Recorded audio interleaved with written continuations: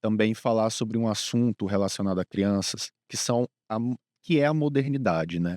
Eu acho que hoje em dia cada vez mais as crianças têm um acesso mais incisivo à tecnologia, seja pelo celular, seja computador, enfim, a participação das crianças nesses meios, nessas plataformas é algo preocupante.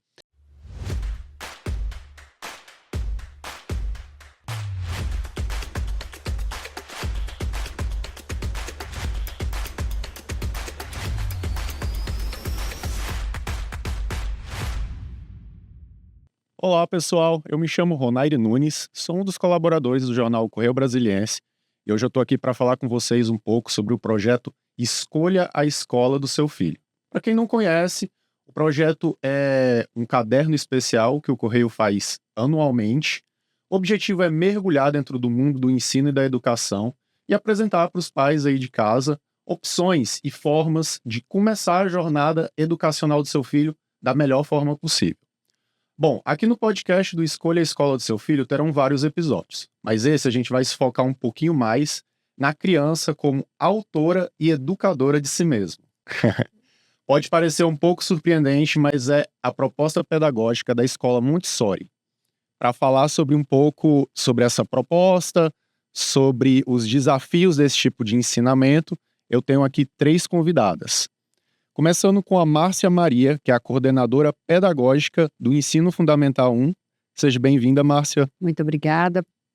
Temos aqui também a Cléia Antunes, que é supervisora do método. Bem-vinda, Cléia. Obrigada. E temos também a Rosângela Lopes, aqui do meu lado, a orientadora educacional. Tudo bem, Rosângela? Bom, pessoal, acho que a minha primeira pergunta é a mais óbvia, mas a mais necessária. O que se trata esse método montessoriano que a escola aplica e que já tornou uma verdadeira referência aqui no DF? Método Montessori, um método livre, um método onde a criança é percussora do seu trabalho, é um método que privilegia um ambiente preparado. A criança tem livre acesso aos espaços que a escola tem. O professor também direciona o trabalho para a criança, acompanha a criança, não é um trabalho imposto, e a gente tem aí um espaço muito bonito na nossa escola. Certo.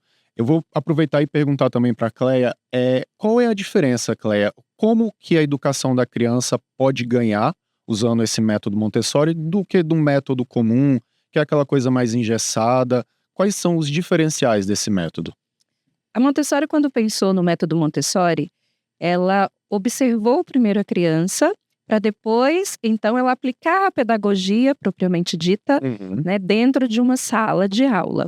Então, hoje, a gente observa muitas vantagens em relação à metodologia, assim como ela observou há muitos anos atrás, né? Numa escola convencional, a criança, ela não é autora do seu próprio desenvolvimento. O professor é o protagonista. Na escola Montessori, o professor, ele é um guia. Ele observa a criança e a criança vai se desenvolvendo de acordo com as suas necessidades. Então, esse professor observador, ele vai conduzindo o processo, mas dando à criança a liberdade de que ela se desenvolva sozinha. Isso, há muitos anos atrás, parecia algo fora da realidade.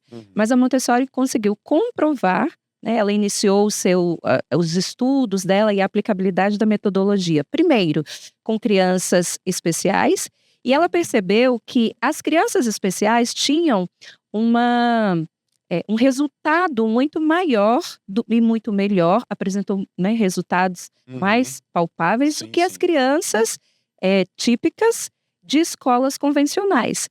Então, desse estudo, ela aplicou a metodologia para crianças típicas, né? Crianças que não tinham nenhuma necessidade especial. Ainda puxando sobre esse assunto, me chamou a atenção da aplicação do método em crianças atípicas.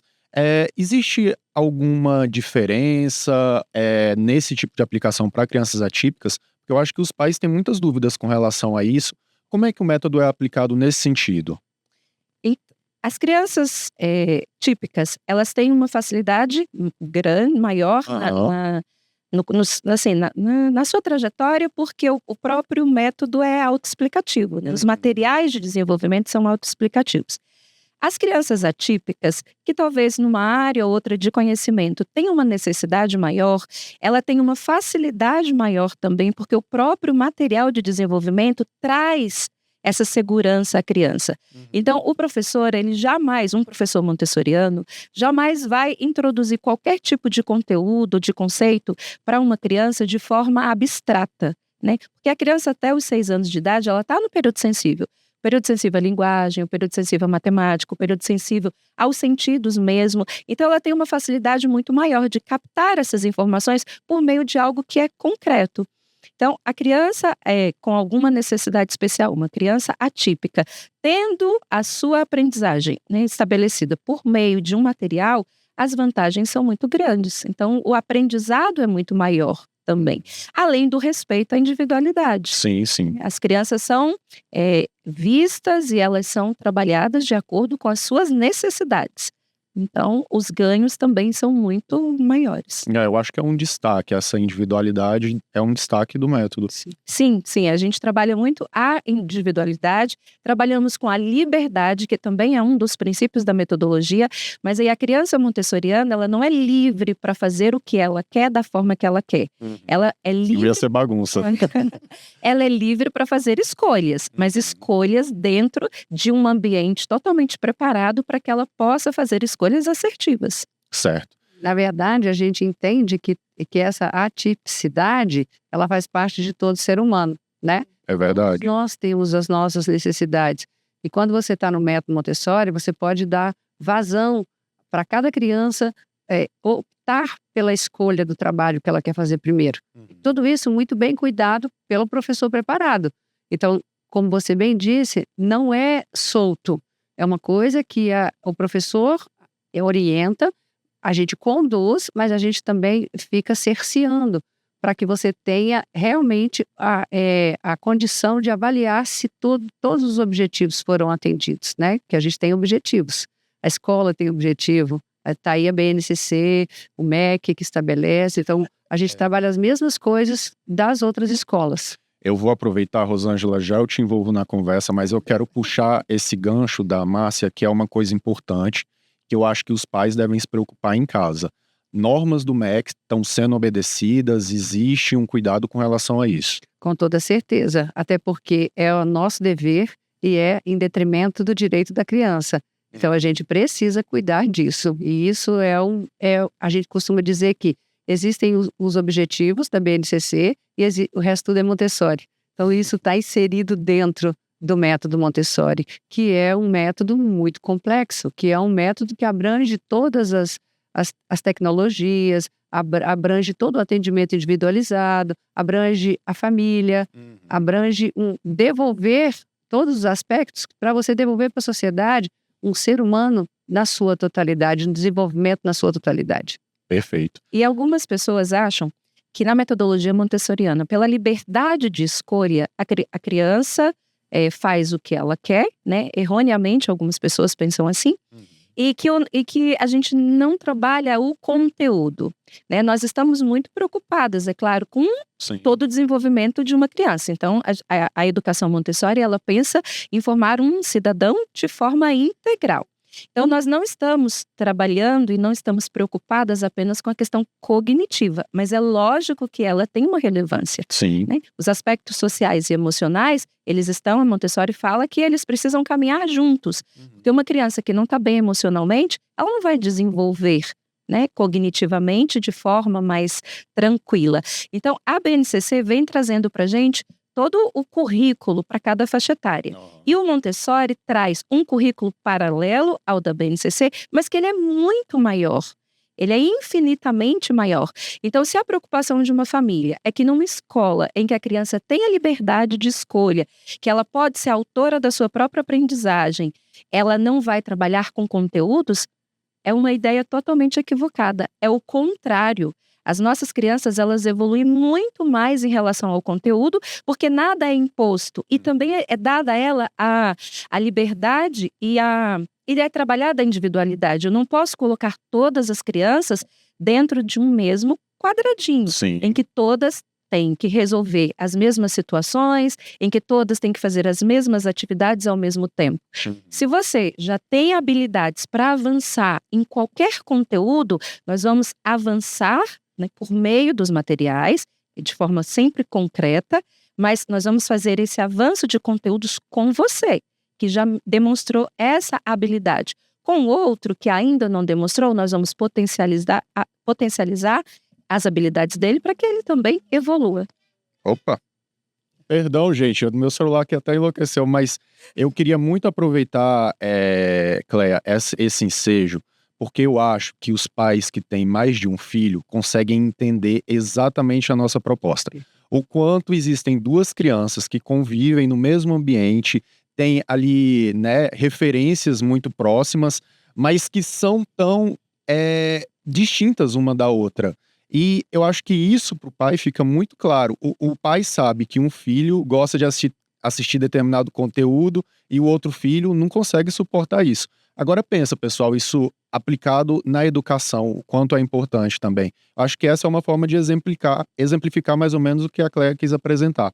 Mas eu já vou engatar a conversa aqui com a Rosângela, porque a Cleia falou uma coisa que me chamou a atenção, Sim. que é a história da aplicação desse método, e eu queria te perguntar sobre isso. Quando que vocês começaram a trabalhar dessa forma, com esse método, e como que foi isso, essa evolução ao longo dos anos? Perfeito. Então, a escola ela tem 54 anos, completados agora em julho desse ano. Caramba, é muito tempo. Muito tempo. Quase a idade da cidade. Isso. Ela foi inaugurada mais ou menos na mesma idade, né, de Brasília. Muitos pais buscavam a escola pela metodologia, mas ainda sem conhecer muito da metodologia. Então, Frei Lamberto foi o fundador da escola, veio para Brasília na proposta de construir a escola da província, né?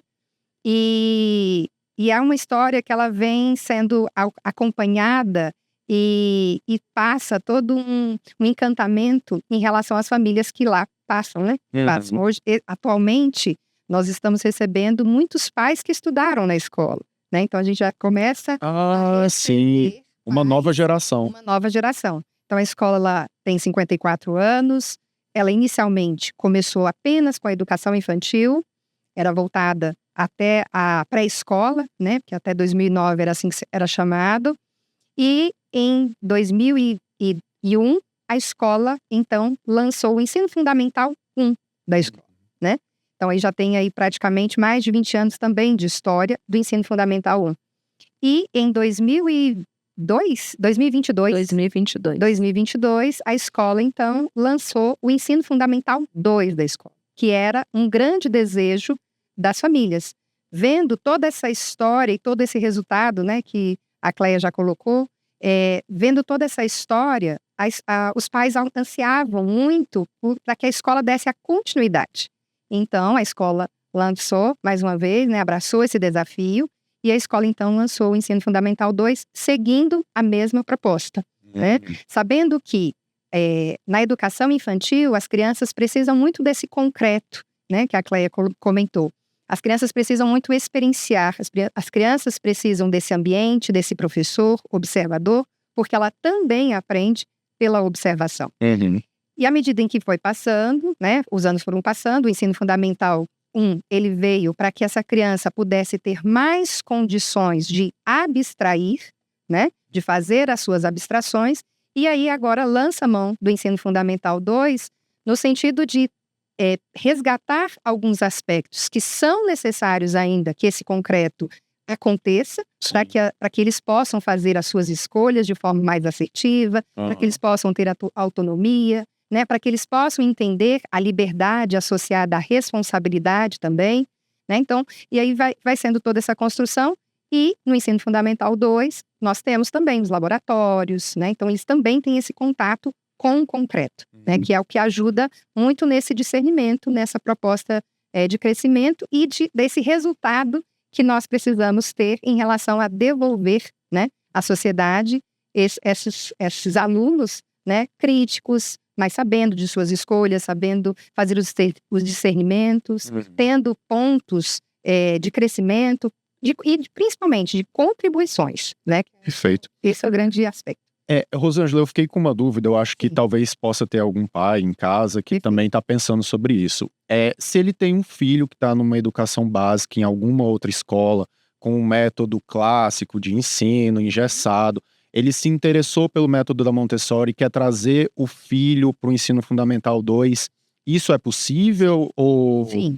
A escola, o ano que vem, né, nós fecharemos o ciclo do 9º ano, né, do ensino fundamental 2. Até este ano, nós estamos atuando com até o 8º ano, né? Então, começamos com 6º, 7º e 8º.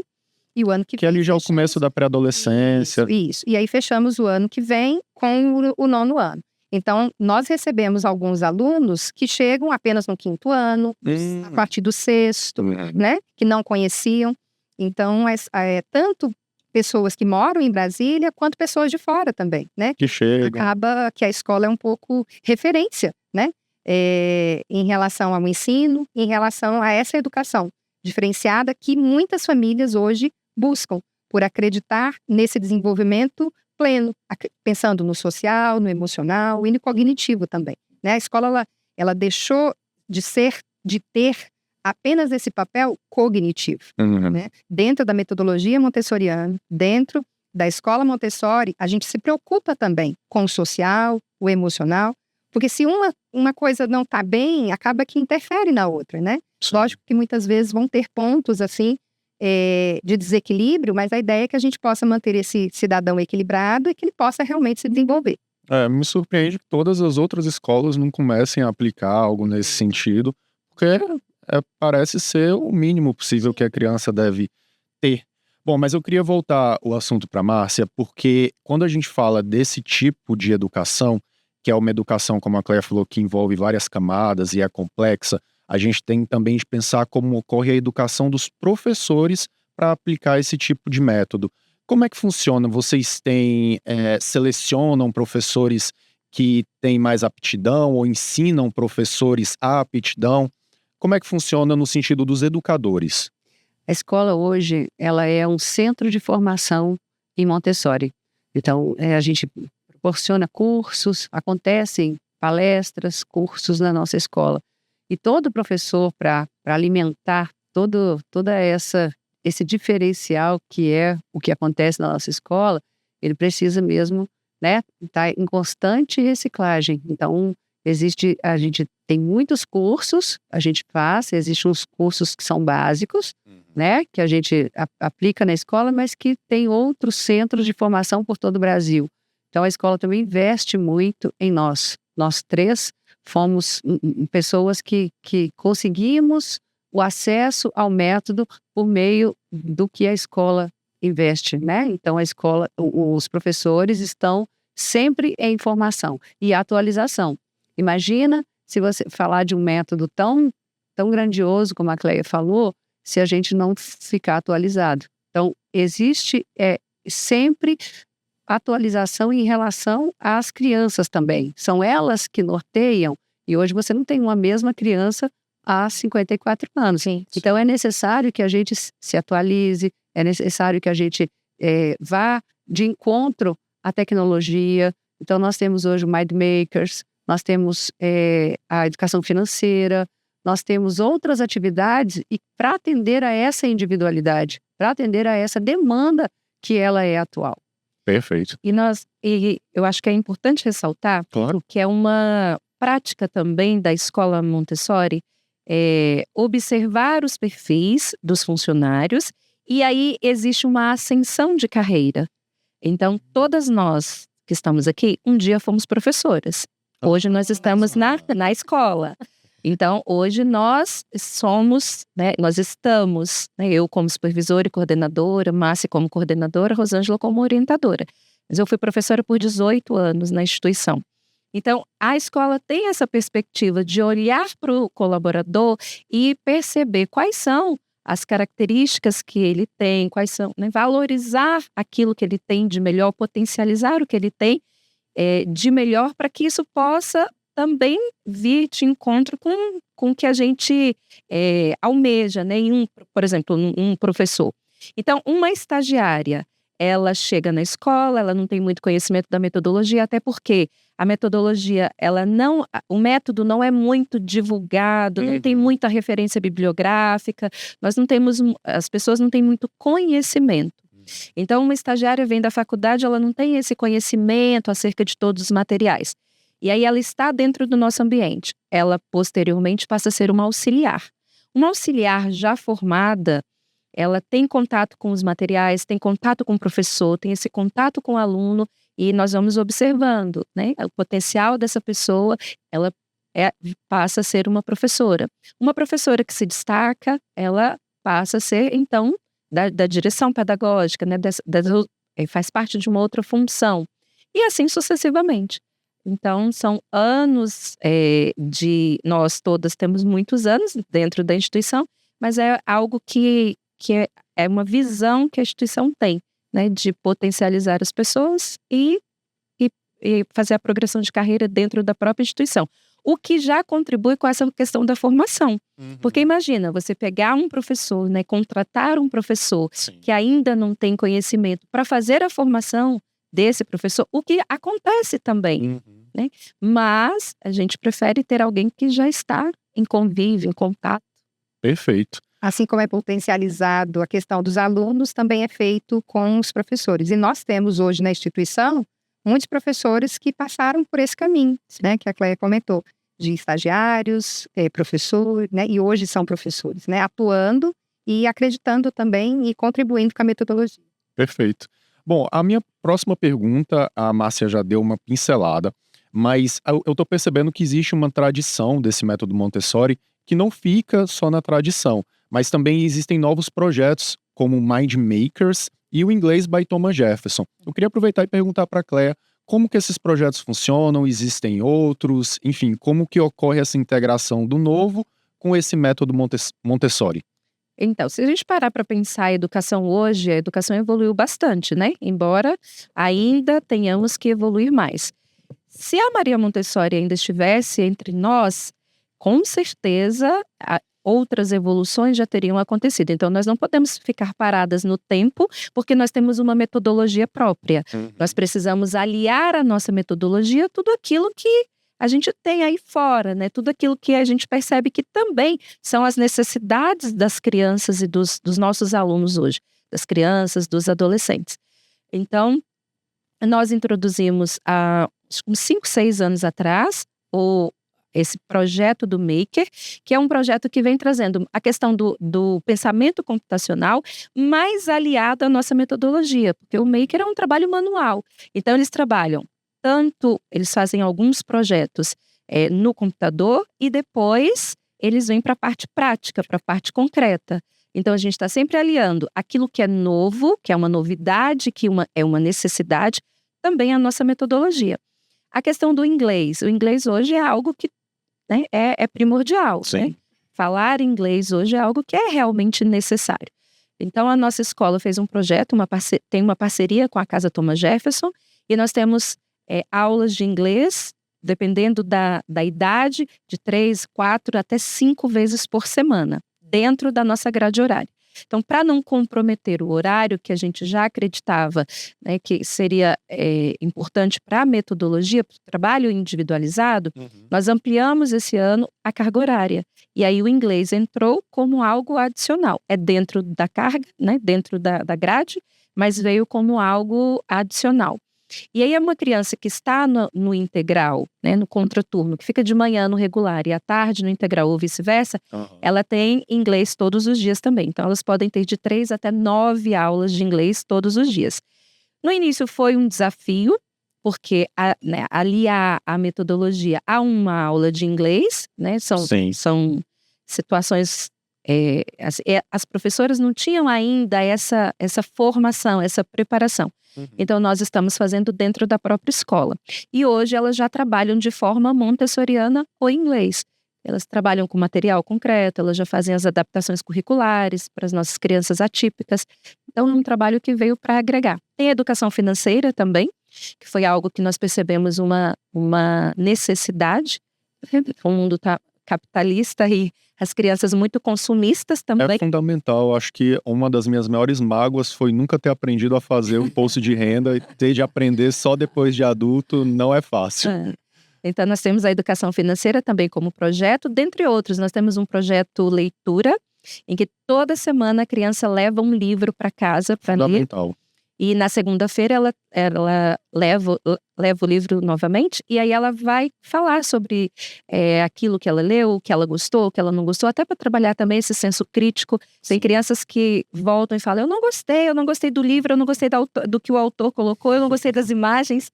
E aí nós vamos questionando, levando a criança a refletir, mas quais são os motivos pelos quais você não gostou, você não concorda? Nossa, é interessante, não tinha pensado sobre isso. Então, isso suscita também nas crianças essa discussão e é bem bacana. Perfeito. E só complementando, assim, no MindMaker, várias habilidades são trabalhadas, né? Porque, além das crianças poderem trabalhar o individual, que a metodologia propõe, no Maker eles também trabalham em grupos.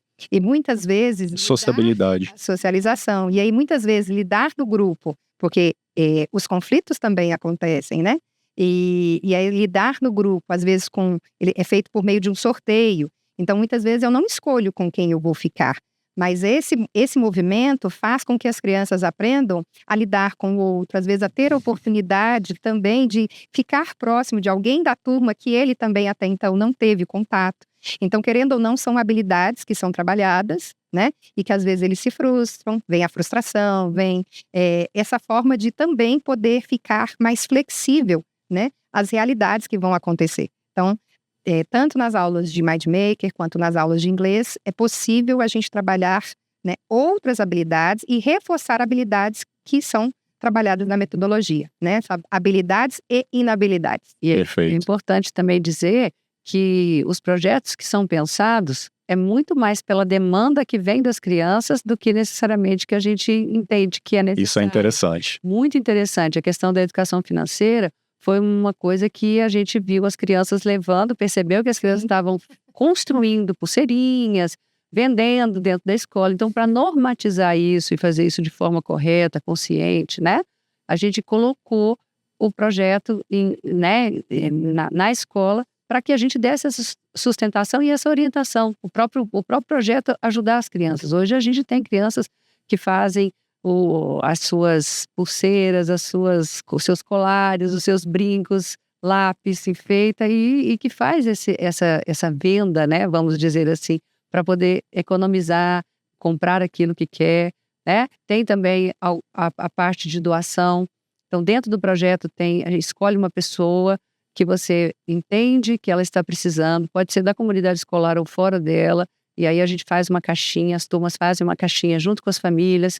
E é importante também dizer que as famílias participam também disso. Isso é, assim, um diferencial nessa escola. A gente tem o apoio da família. E aí depois, ao final do projeto, a gente entrega o que as crianças entendem e as famílias entendem que aquela pessoa precisa. Perfeito. Minha próxima pergunta vai exatamente nessa linha. Eu vou focar na Cléa.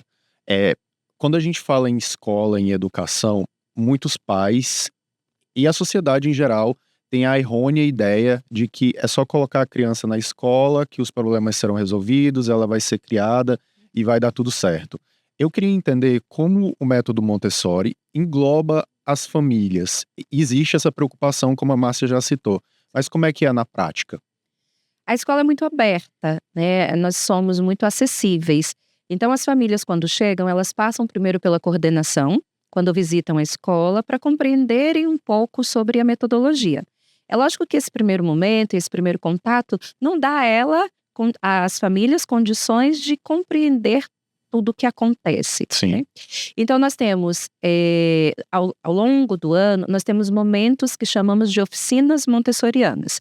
Nesses dias, as famílias são convidadas a irem à escola e quem vai apresentar a sala, apresentar os materiais, é a própria criança.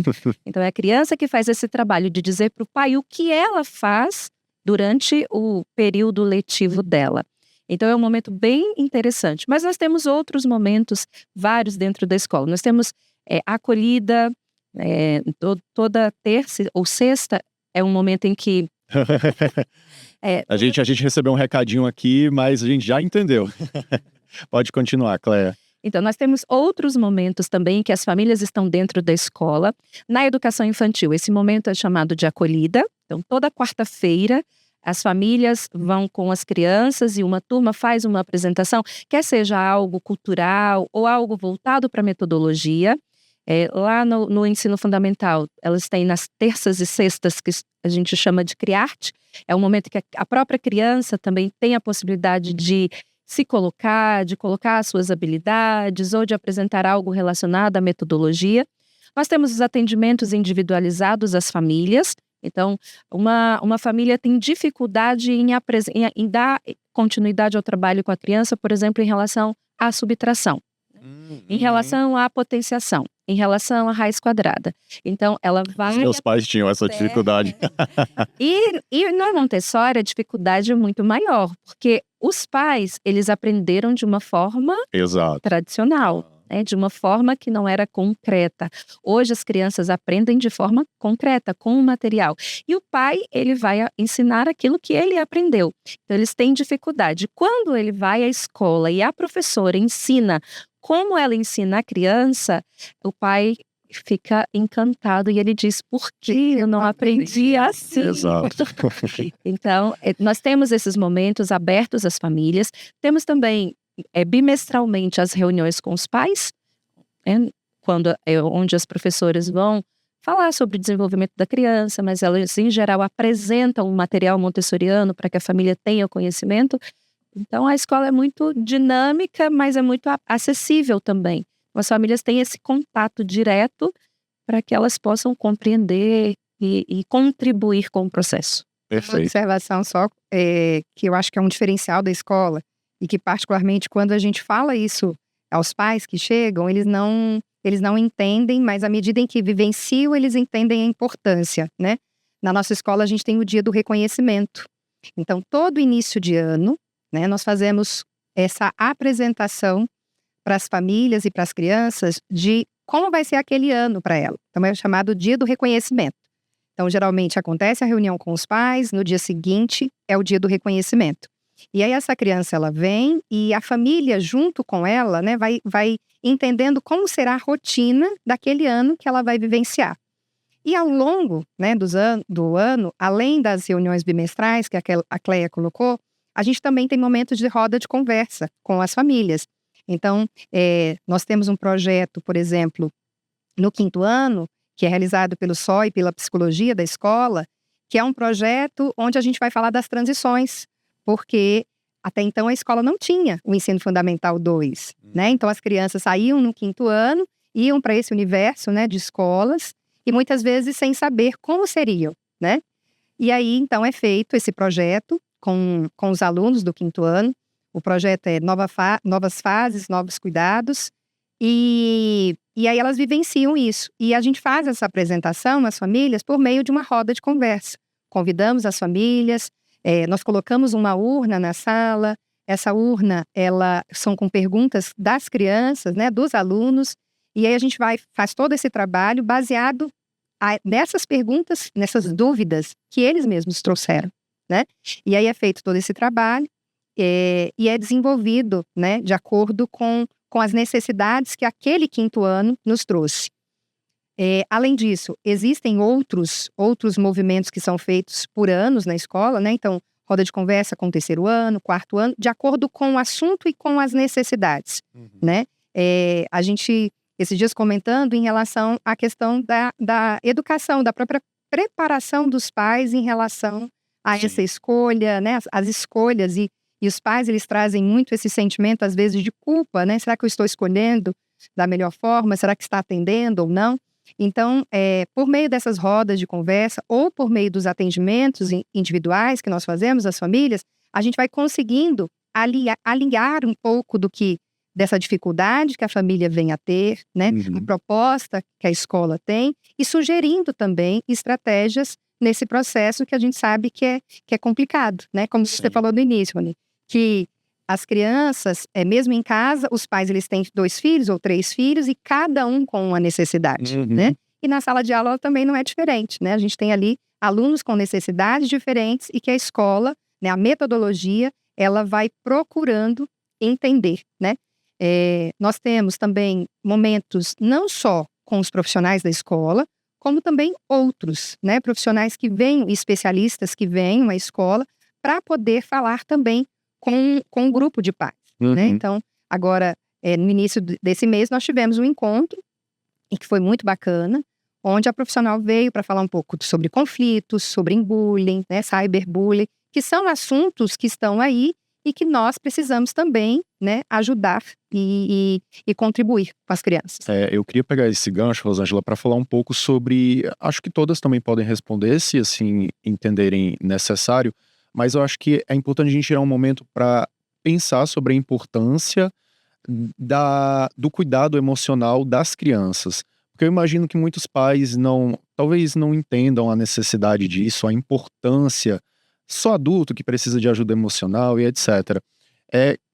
Qual a importância de olhar para a criança como um ser que já tem um emocional e que precisa desse cuidado? Então, as crianças, e aí a gente diz crianças, né, porque elas estão ainda em uma formação, né? Então, para que esse serzinho se forme com 24 anos. Então, ainda existe outras etapas, né, que muitas vezes nem serão vivenciadas na própria escola. Mas a gente entende que essa base bem fundamentada, né, ela vai garantir e vai dar suporte para que esse emocional e esse social, ele possa acontecer de uma forma muito tranquila e natural. Porque, de fato, deve ser natural. Sim. Se não está, alguma coisa está falhando aí, né? Então, lógico, existe a professora, né, com um papel primordial nessa observação. Então, geralmente, a criança, ela vai ter algum comportamento, né, que vai chamar a atenção da professora. E aí é importante, a gente sempre faz os atendimentos, né? E aí procura fazer esse atendimento de uma forma individualizada, porque uma das preocupações da metodologia é a não exposição das crianças, né? Então, a gente procura fazer isso de uma forma muito tranquila, de não expor, mas também de poder conversar com essa família justamente sobre essas necessidades. Às vezes é um tempinho só que essa família deixou de dar, ou uma viagem que os pais fizeram e essa criança sentiu, então ela pode vir a ter qualquer comportamento, né? Que seja de uma dor de barriga, a não querer ir à escola, ou qualquer outro. E a escola está atenta, então comunica, né, procura ter esse contato, né, muito próximo com as famílias para poder atender, né, esse serzinho que está ali gritando por algum socorro. E o professor montessoriano, ele é um professor observador. Então, ele está o tempo todo, ele precisa estar o tempo todo observando a criança. E nessa observação, ele consegue detectar, né, quando a criança não está bem, quando a criança tem alguma dificuldade. E muitas vezes, nessa observação, ele consegue perceber que são questões simples. O que às vezes quem está de fora, ou quem não tem essa experiência, acha que é um problema. Às vezes a criança chega na escola e ela está mais agressiva, ou às vezes ela está chorosa demais, ou às vezes ela está muito irritadiça, né? E aí o professor olha para a criança e diz, nossa, mas hoje ele não está bem, né? Assim, os nossos professores são treinados para olhar essa criança e tentar entender por que essa criança não está bem. Muitas vezes a criança está chorando, ela está ali, você percebe que tem algo que não está legal. Às vezes ela está com sono, às vezes ela está com fome. Então, a própria metodologia dá às nossas crianças condição de expressar o que elas estão sentindo, mesmo as menores. Nós temos uma prática o nosso lanche, ele não tem horário marcado, né? Principalmente para as crianças, até o Fundamental 1, a criança tem liberdade de lanchar no momento que ela quer. Então a escola vira uma bagunça, todo mundo sai e entra. Não é assim. Uma bagunça organizada. Nós temos o momento do trabalho individualizado. Então, por que isso é possível? Porque nós não vamos trabalhar com todas as crianças o mesmo conteúdo ao mesmo tempo. Então, até existem as aulas magnas, que nas outras escolas são as aulas expositivas. Isso acontece no momento em que todos já passaram por aquela rotina. Se for de manhã, 11 horas da manhã, é o momento em que o professor vai reunir o grupo. Todo mundo já lanchou, todo mundo já fez todas as suas atividades individualizadas.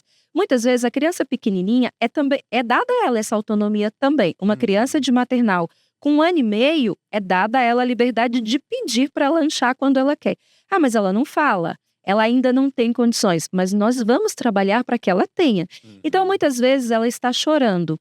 E você observa a criança e oferece o lanche. Ela diz que sim. E você conduz ela até o lanche. Você está dando a ela a condição de perceber que quando aquele sentimento vem, aquele incômodo vem, é fome. Ora, é sono.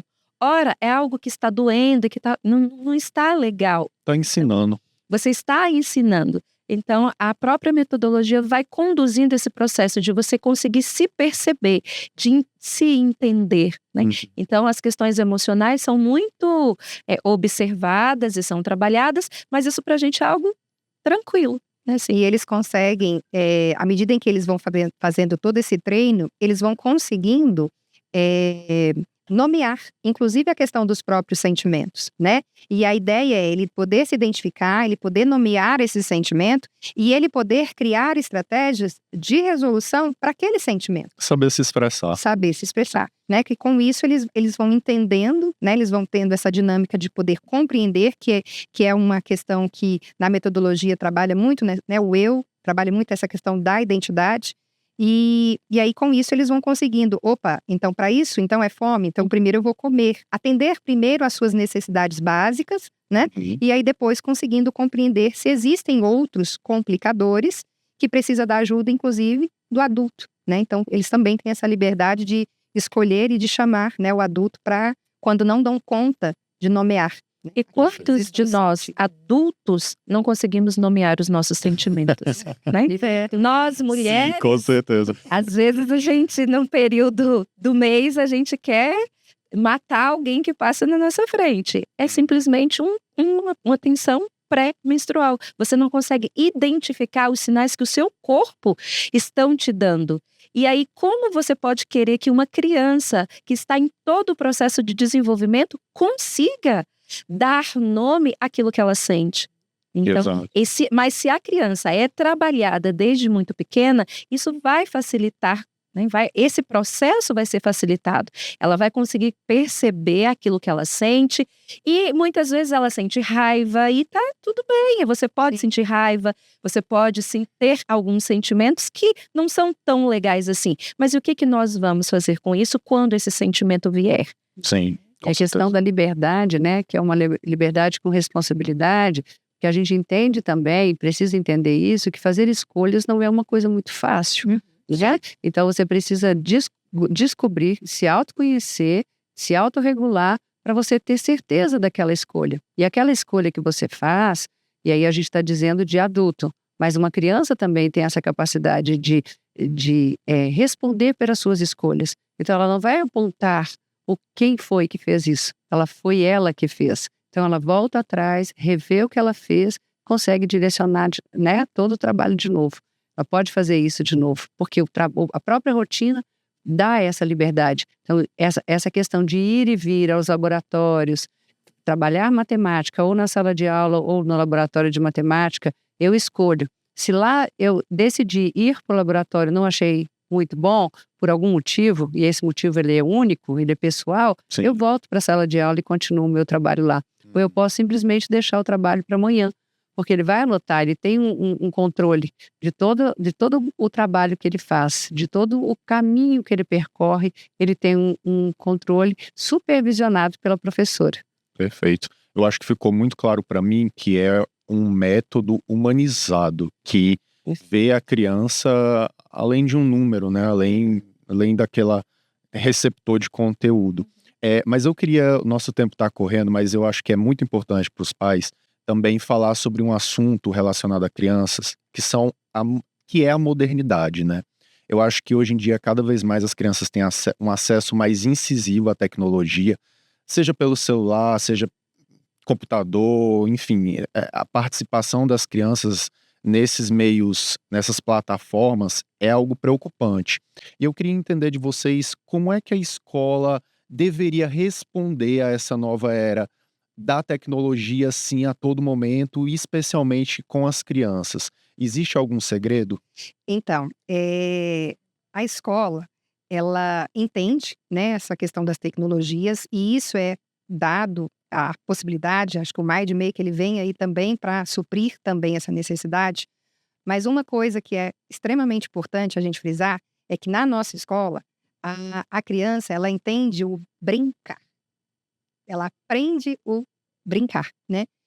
Hoje, até em relação a esse acesso, as crianças, elas perderam um pouco, né, disso. Então, na escola... E é o básico, né? O brincar é o básico da criança. Isso. Como que isso está se perdendo? E aí, assim, entendendo essa extrema importância desse básico, né, para a criança, a escola ela valoriza muito isso. Então, na nossa escola, nós temos um trenzinho que ele roda na escola nas sextas-feiras e as turmas têm a possibilidade de andar por esse trem, né? É um trem literal. Meu Deus! Tá no trilho. Além do trenzinho, temos também um carrossel. Então, para muitas crianças, esse universo, né, dela poder estar ali no trenzinho, no carrossel, na recreação na piscina, né, que eles também têm, nós valorizamos muito esse brincar. Então, esses momentos e esses recursos que a escola tem, né, o mini zoológico, os animais... Um mini A zoológico. escola tem o mini zoológico. Eu tô muito surpreso. A escola tem o mini zoológico, a escola tem esse trenzinho, esse carrossel. Então, são muitos espaços e muitos ambientes que proporcionam justamente isso. Esse brincar, essas relações, esse poder, esse ponto de vista de cada um, deles poderem contribuir, deles poderem se divertir, né? Então, muitas vezes, a gente tem aí os vídeos feitos, né, das crianças nesse espaço e eles muito sorridentes, né? O parque da nossa escola, ele é fantástico. É um espaço maravilhoso, é um espaço muito amplo. Nós temos o parque grande, o parque pequeno, o parque voltado mais para as crianças do maternal, né, atendendo essa necessidade das crianças menores. Então, é algo que encanta muito as crianças, né, porque é algo que a gente não vê, né, em todas as escolas e muitas vezes Sim, é um com certeza. espaço que muitas também têm em função do local onde moram, né, ou às vezes moram em um apartamento, enfim. Uhum. Então, a escola ela tem essa proposta de dar à criança a oportunidade do brincar. E o brincar livre, o brincar de forma dirigida, e esses outros ambientes que a criança tem acesso, vão dar a ela, vão dar às crianças a condição de não ficar tão presas, né, a questão da tecnologia, de não estar o tempo todo focada no celular ou focada no computador. Perfeito. Agora, então qual é o segredo? O segredo é dar a ela liberdade, né, dar a ela espaço para que ela seja protagonista ali da aprendizagem dela, mas também dar espaço para ela de ser ela na fase dela e na idade que ela tem. Mas nós também não podemos desconsiderar que a tecnologia hoje veio para ficar. Então, o que a gente faz? Atrelado a tudo isso, ao brincar, né, a todos esses momentos de liberdade que as crianças têm, elas também têm o contato, porque nós não podemos privá-las do contato com esses instrumentos. Mas o que nós vamos fazer? Dar o espaço mas fazer com que ela tenha consciência da quantidade de tempo, da importância de não ficar excessivamente naqueles instrumentos. Então, dar liberdade, mas também apresentar as outras possibilidades de forma consciente. Porque aí a gente não desperta tanta curiosidade e também tira dela de querer ficar o tempo todo só, né, em frente a uma televisão, ou em frente... A nossa escola as telas não... dessa forma, nós não trabalhamos. Não temos televisão na escola, nem no integral. Só para passar um filmezinho. Não. Mas o Fundamental 2 tem um Chromebook. Então, eles têm acesso a toda a parte concreta, o que talvez não fosse mais necessário, porque a criança, após os 11 anos de idade, ela já está num período de abstração. Então, ela poderia ter as aulas dinâmicas, mas não com base no material, mas nós privilegiamos ainda até o 8º ano e será até o 9º ano, toda a aprendizagem dela voltada para o material concreto em primeira mão. Tudo que ela vai aprender, ela passa primeiro pelo concreto e depois ela parte à abstração. Mas nós temos o computador, cada criança tem o seu, E nós desenvolvemos projetos, nós trabalhamos muito com a criança, mas de forma consciente. Ela sabe que ela vai fazer uso daquele instrumento de forma que vem a agregar. É lógico que nós temos desafios. Muitas crianças querem jogar, muitas crianças burlam as regras, elas descobrem acessos que nem nós sabemos como, para navegar nesse mundo aí, né, da internet, porque elas têm acesso à internet, o acesso liberado para que o computador funcione, mas nós vamos conscientizando. Então, no primeiro ano foi bem difícil, no segundo foi bem menos. Agora já está tranquilo, porque aquela Natural. fica natural, porque aquele instrumento já não é mais algo tão interessante. Elas têm tantas outras possibilidades, né? E aí, só complementando, a escola também tem o dia do brinquedo.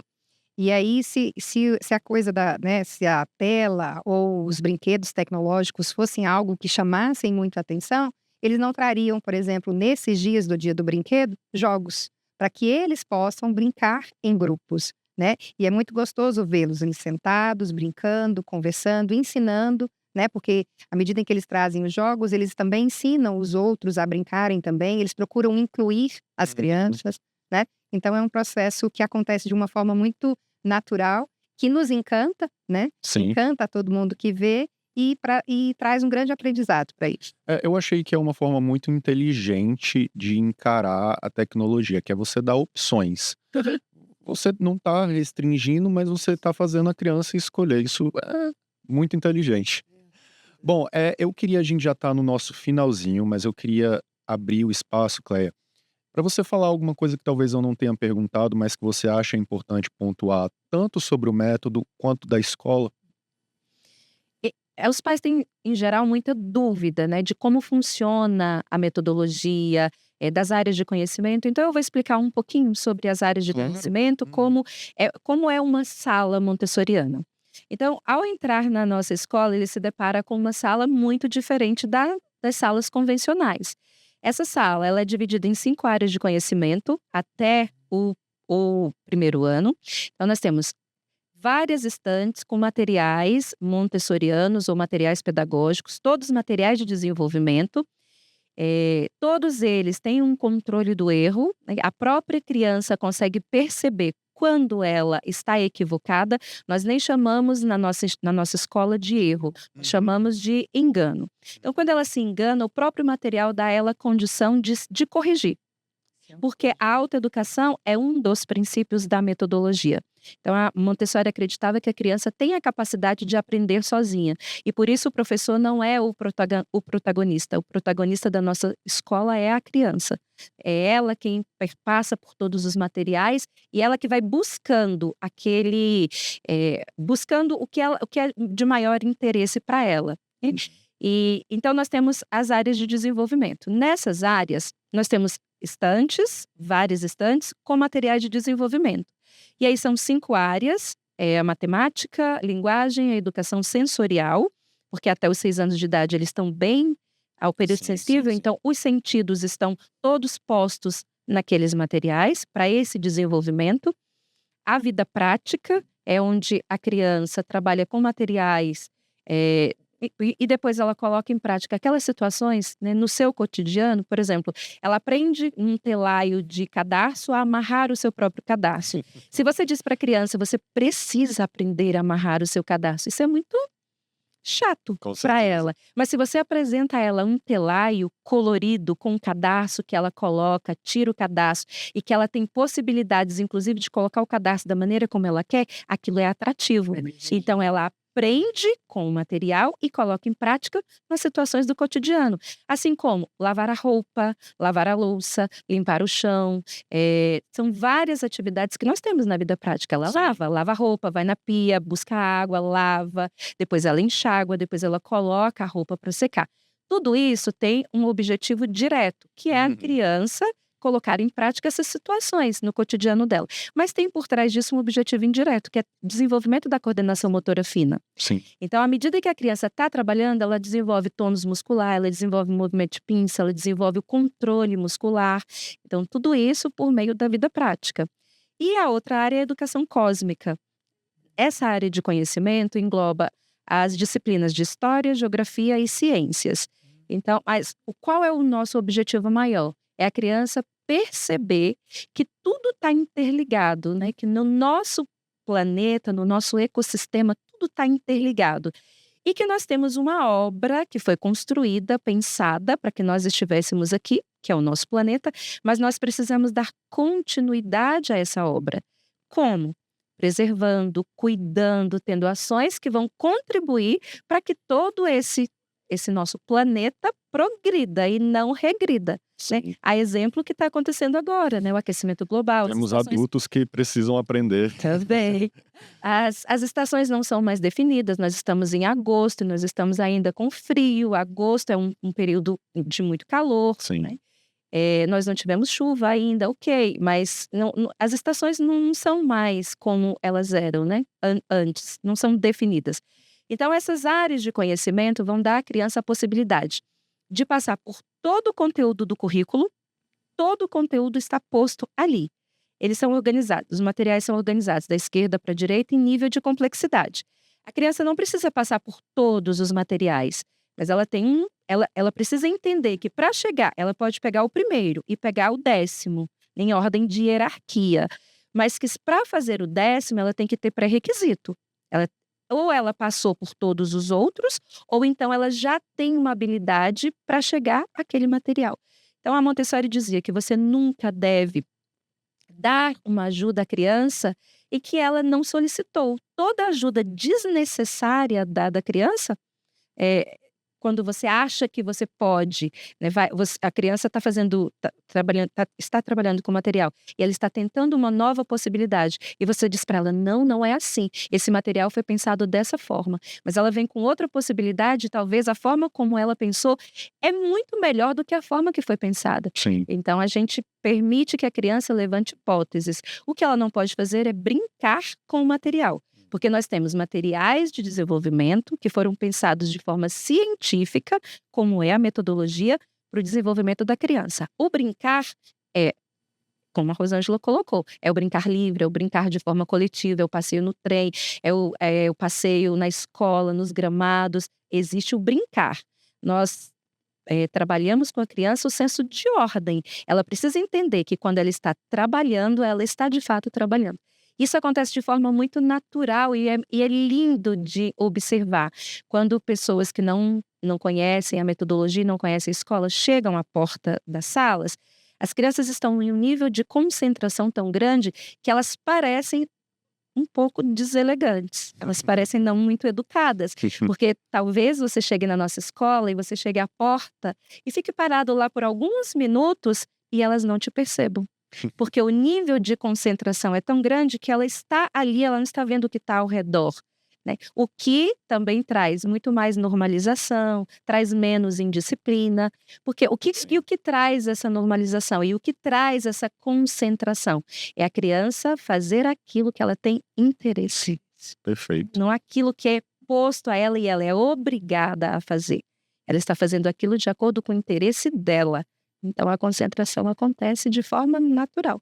Eu acho importante os pais entenderem a dinâmica do trabalho, entenderem as áreas de conhecimento, entenderem que dentro dessas áreas o conteúdo está posto, todo o cognitivo que a criança precisa trabalhar, tudo aquilo que é de conteúdo vai ser trabalhado, vai ser preservado, mas vai muito além daquilo que o convencional traz, né, que é uma dúvida que muitas famílias têm. E uma outra dúvida é se essa criança que sai da escola montessoriana, ou como você ficou com dúvida, e é que chega na escola Montessori, mas é tudo muito diferente, parece até uma utopia o que acontece lá. As crianças que saem da nossa escola, elas têm uma facilidade muito grande em outras escolas, porque elas são extremamente organizadas, elas têm um poder de concentração muito maior, elas têm um vocabulário que é impressionante.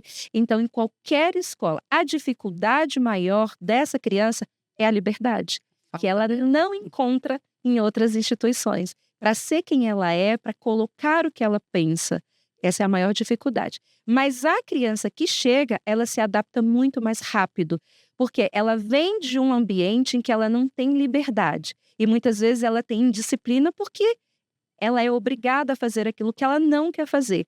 Quando ela chega na escola e que ela tem a liberdade e vai sendo apresentada a ela toda a dinâmica e toda a rotina, ela se sente extremamente bem. Então, ela começa a buscar e a buscar cada vez mais. Então, eu acho que é importante ressaltar, tanto para quem sai, quanto para quem chega, que a metodologia é para todos. Perfeito. E como é bem complexo tudo isso, né? E tudo também muito encantador, a gente sabe que é, porque a gente assim o acha, o pensa e age dessa forma para que tudo seja encantador. Eu queria fazer um convite às famílias para nos visitar, né? Para conhecer tudo isso de perto, participar das nossas atividades que estão colocadas no nosso Instagram, né? Nas nossas redes sociais, e as pessoas irem lá, porque ouvir isso tudo não é nem próximo daquilo que você vê. Vou filosofar um pouquinho e vou dizer, o que os olhos não vê, o coração não sente. Então vá lá com a gente, né? Levem as crianças para poder visualizar tudo isso, mas também sentir tudo isso, né? Porque é um método muito filosófico, muito social, muito cognitivo também, né? Você vai atestar isso por meio dos materiais. Então fica aí o convite, vá à Escola Maria Montessori. Nós não, Escola Montessori.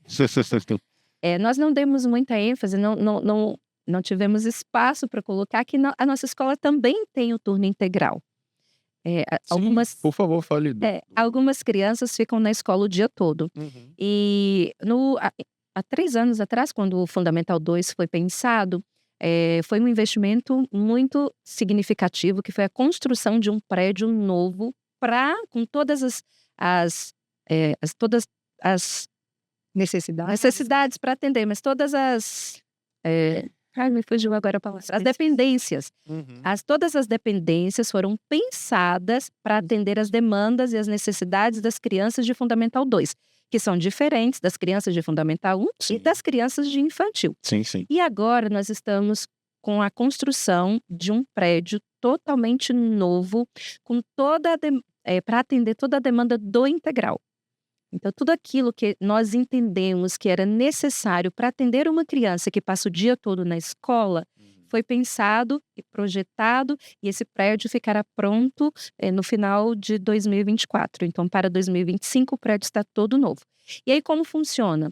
As crianças têm as suas turmas de origem do regular, e elas ficam, é como se fosse um contraturno. E nesse contraturno, elas têm atividades físicas, tem judô, tem balé, tem futsal, tem teatro, tem atividades culturais também, tem musicalização, tem teatro, e tem outras atividades como culinária, horta, costura, artesanato. Então, tem tudo isso para suprir as necessidades da criança. Então, as crianças a partir de 5 anos de idade, elas têm costura. E elas amam costurar, porque tudo que a gente faz é com um significado, é com um objetivo. Então, ela não vai costurar por costurar. Ela vai costurar a bolsa que ela anda no dia a dia. Ela vai costurar para o pai, o cartão de crédito. Então, é muito interessante observar essa dinâmica. Na horta, as crianças cultivam, primeiro elas preparam todo o terreno, depois elas vão adubar, vão preparar, vão plantar, vão participar de todo o processo de crescimento e desenvolvimento, e aí entra toda a parte de ciências, que elas vão observar o desenvolvimento da planta, daquele vegetal. Depois elas colhem e vão para a cozinha experimental, para a culinária, para produzir alimentos com os próprios, com o que ela produziu, com o que ela plantou e colheu. Então, é um projeto bem bacana. E depois pode levar para casa também, né? Eles distribuem pela escola também, né? Tem momentos deles distribuírem para as produções feitas, né? Para os funcionários, às vezes para o professor, que acompanha ali.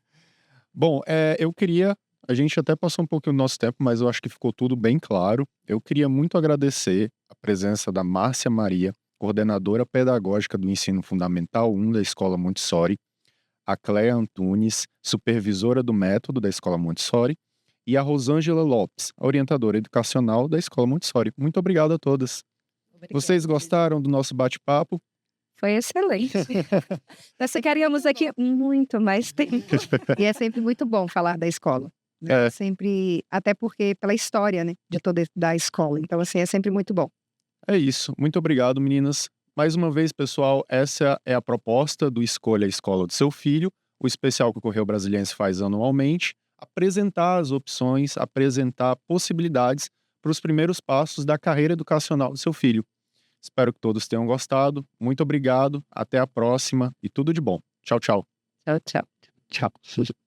Este podcast é produzido pelo Correio Brasiliense.